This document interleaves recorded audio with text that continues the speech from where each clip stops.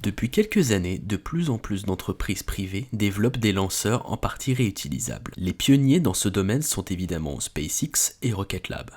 D'autres acteurs devraient bientôt rejoindre la partie, mais aujourd'hui, nous allons nous intéresser de près à un futur lanceur réutilisable nommé Thémis. Avant de débuter, cet épisode est en partenariat avec le magazine Ciel et Espace. Créé et édité par l'Association française d'astronomie depuis 1945, il est aujourd'hui le magazine référence dans le domaine du spatial.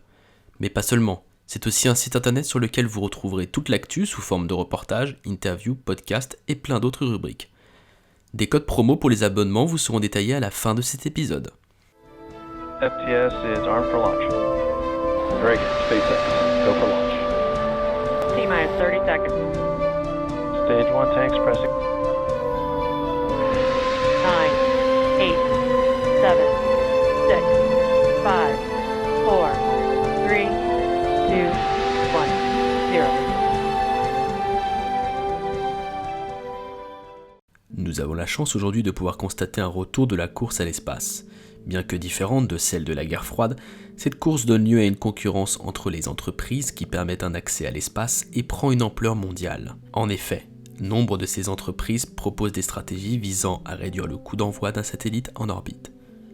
Par le passé, les technologies ne permettaient pas de proposer des prix très attractifs. Mais aujourd'hui, de nouvelles innovations ont fait leurs preuves et l'heure est désormais à la réutilisation des fusées. Cette stratégie conduira sûrement à une baisse significative des coûts de lancement et beaucoup d'acteurs mettent les bouchées doubles dans le but de voir leur projet de récupération aboutir. La tâche n'est pas simple et la réussite repose sur des conceptions de fusées différentes des lanceurs conventionnels. SpaceX est la première à réussir dans ce domaine et de très loin au vu de la fréquence de réutilisation des Falcon 9. Cependant, d'autres se joignent à la course comme ArianeWorks en collaboration avec ArianeGroup. Les entreprises publiques européennes conçoivent un futur lanceur réutilisable nommé Thémis, en collaboration avec la JAXA, le DLR et le CNES, pour répondre à la montée en puissance des nombreux acteurs du privé et ainsi s'imposer comme des sérieux compétiteurs.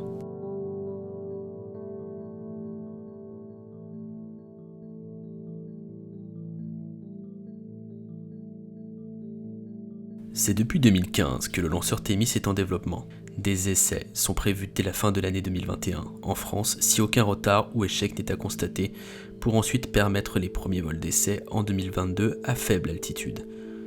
Des essais de vols suborbitaux sont prévus dès 2023 au Centre spatial guyanais avec pour but de rendre le lanceur opérationnel en 2025. Pour ce qui est des caractéristiques techniques, Thémis se constitue d'un étage unique optimal pour la réutilisation.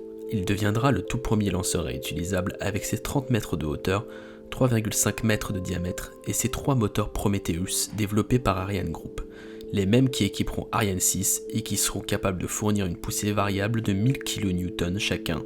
Également réallumables et réutilisables jusqu'à 5 fois, ces derniers fonctionneront avec un mélange d'oxygène liquide et de méthane liquide. Ils conviendront aussi bien pour l'étage principal que pour les propulseurs et l'étage supérieur.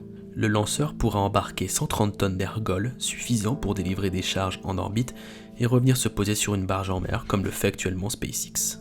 À terme, l'objectif final sera d'envoyer des charges en orbite avec un coût au kilo réduit et ainsi concurrencer la firme américaine et les autres acteurs du New Space qui font le choix eux aussi de se diriger vers une stratégie de réutilisation.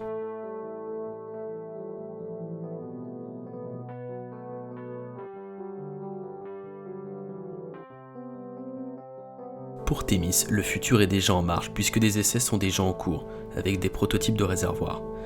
Il est prévu qu'en 2022, un démonstrateur de Thémis réalise des essais en vol. Le démonstrateur porte le nom de Callisto, qui fait référence à la mythologie grecque, mais aussi à l'une des plus grandes lunes de Jupiter. Il s'agit d'un prototype moins grand que Thémis puisqu'il mesure 15 mètres de haut pour 1 mètre de diamètre. Comme son successeur, Callisto sera entièrement réutilisable. C'est un étage unique qui doit revenir sur Terre après son lancement pour être révisé puis être réutilisé. 2 sites d'atterrissage sont à l'étude. Le site Diamant, utilisé pour des démonstrations expérimentales, ou l'ensemble de lancement Ariane 5 qui sera disponible lorsque la transition vers le lanceur de nouvelle génération Ariane 6 aura été effectuée. La tendance dans le spatial est à la réutilisation dans le monde entier, pour la plupart des entreprises liées à la fabrication de nouveaux lanceurs.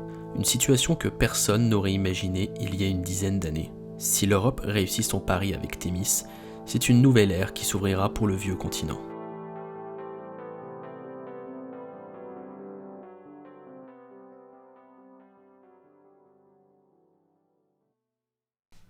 Pour vous procurer le magazine Ciel et Espace, voici les formules d'abonnement disponibles. L'offre papier, soit 6 magazines, 2 hors-série, un almanach par an, livré directement chez vous et l'accès au podcast exclusif. L'offre tout numérique, le même contenu que l'offre papier, mais en version totalement numérique, avec en plus l'accès à tous les anciens numéros hors-série et articles web exclusifs.